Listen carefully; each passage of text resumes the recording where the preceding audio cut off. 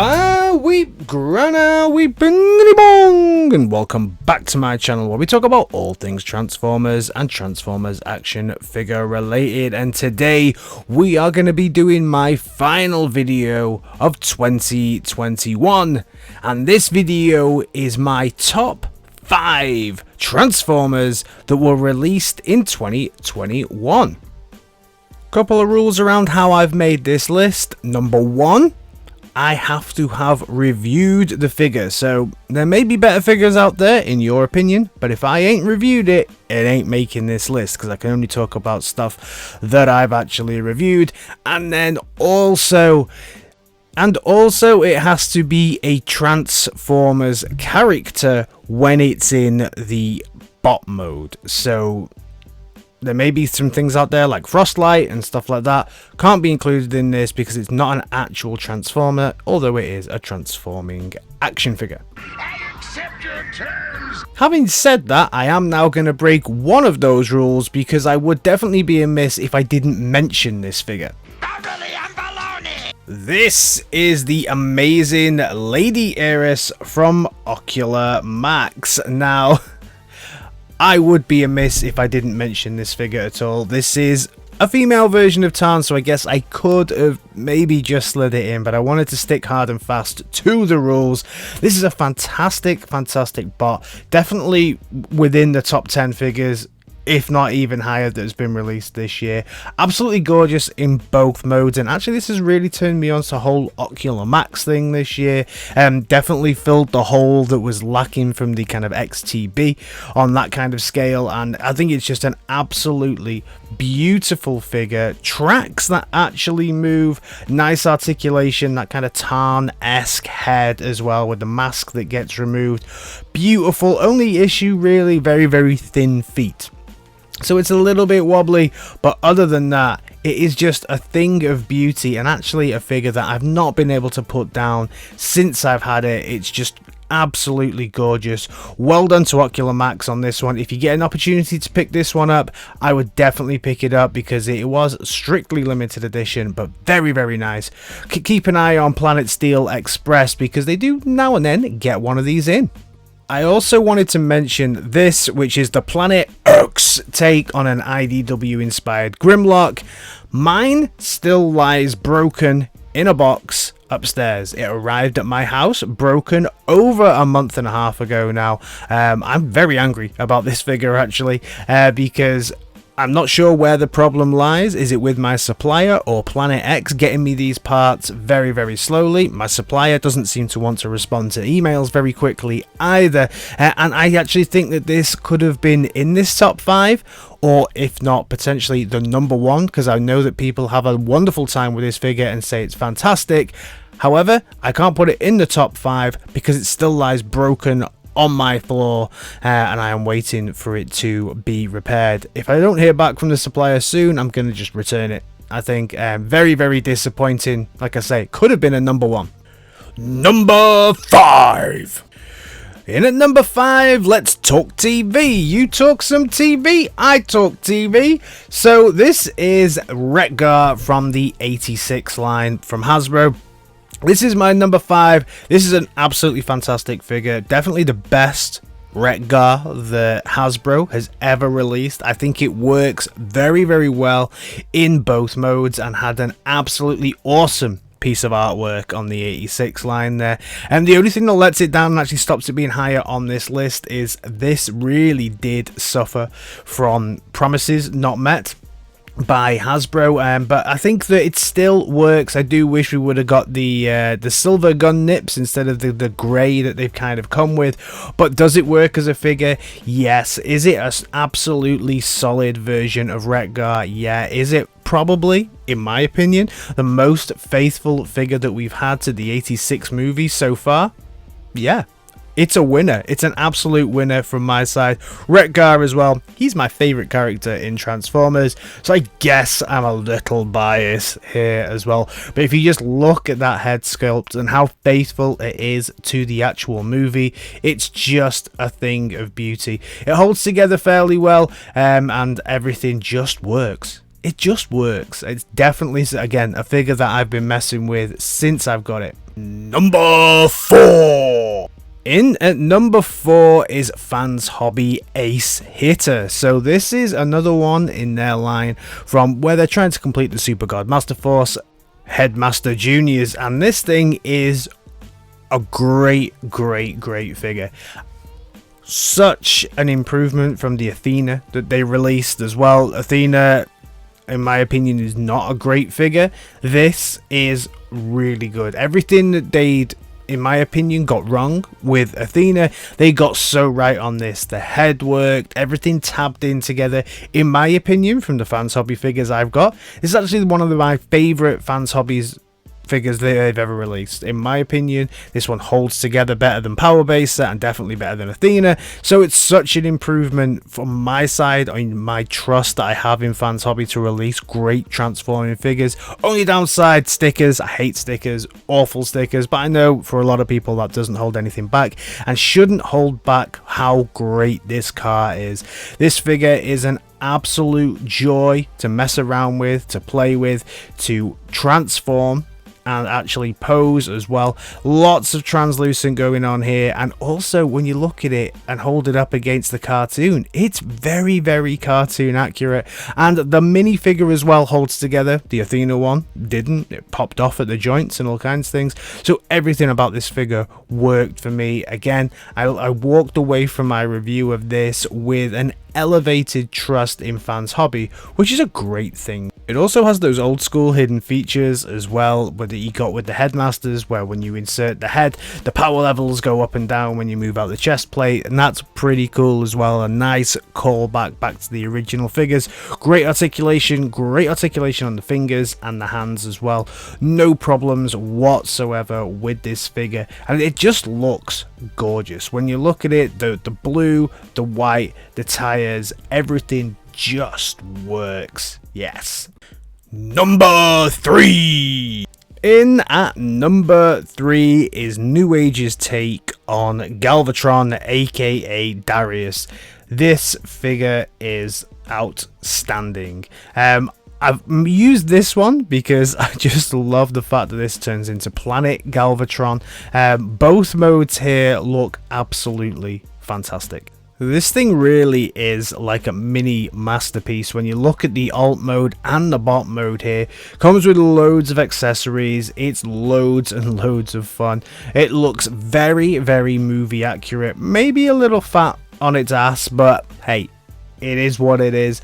Very good. The artwork for all of these as well on the boxes were really good, and I think that's another reason why it's here.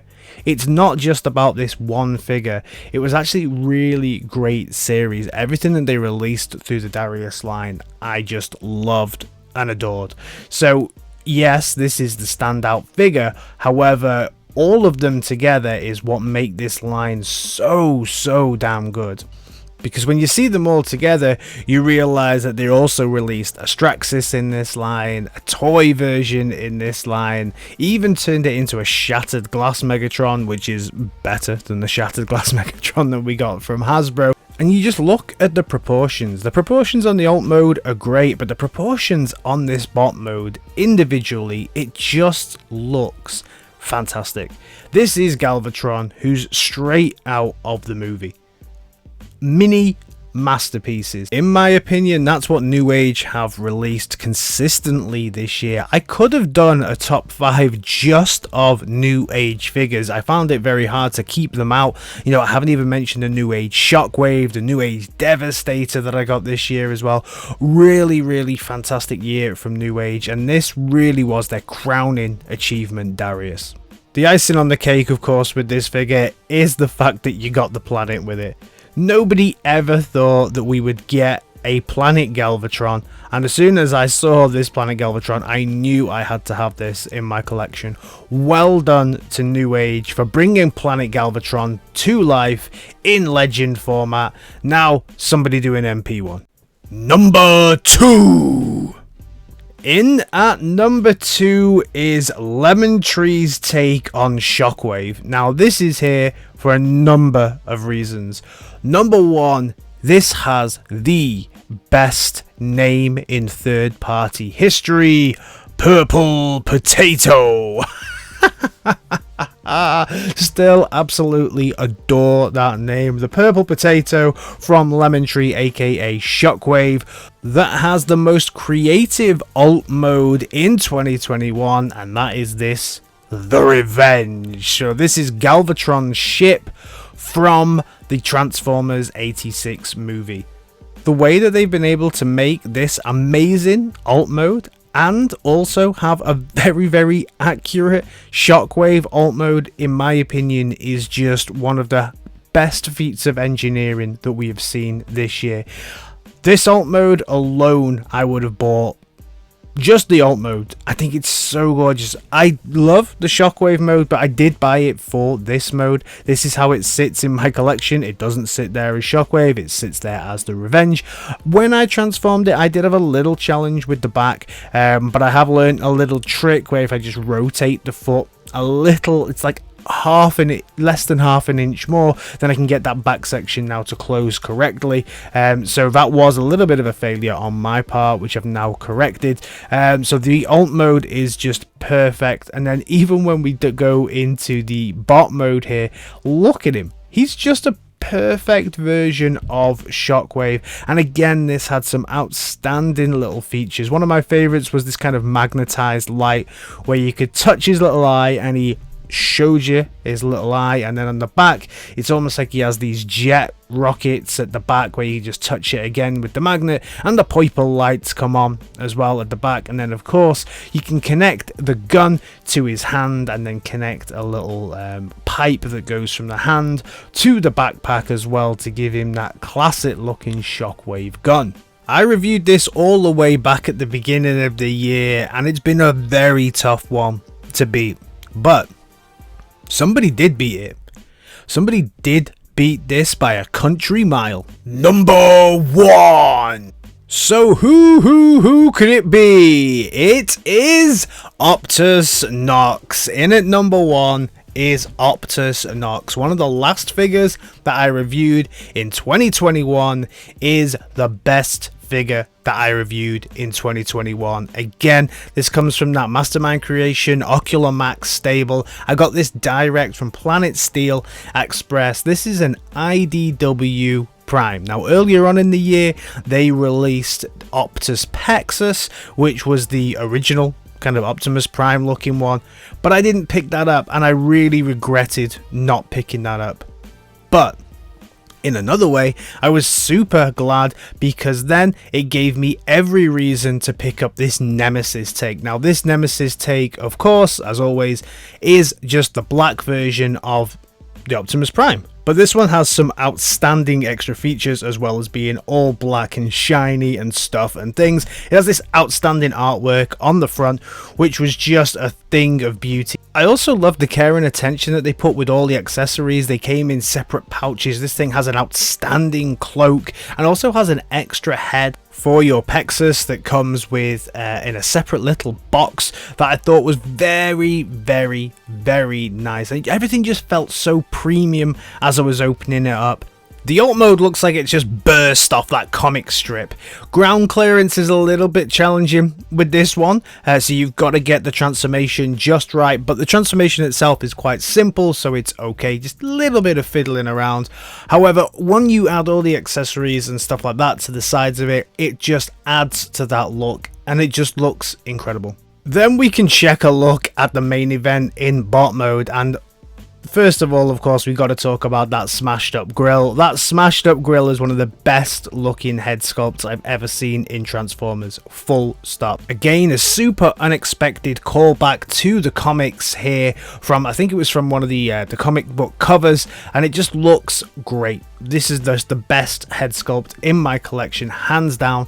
Articulation on this dude was also a lot of fun and had little hidden levers and things going together just to give it that extra, again, just premium feel and premium look on it. The guns could go in his hands or go on his back to give him some different looks, but the best thing about this, as well as the head sculpt, was this cloak. Now, I'm still undecided on whether or not this cloak makes him look like a gunslinger from the Wild West or Dracula himself. Let me know down in the comments which one you think, but overall I absolutely love it. And then to top everything off, as well as that cloak, he gets this massive sword, a massive red power sword to swing away and chop through all of that Autobot scum. Absolutely fantastic. One of the best bots, not just of this year, but in my entire collection, second to only a couple of bots. So that's it. That is my top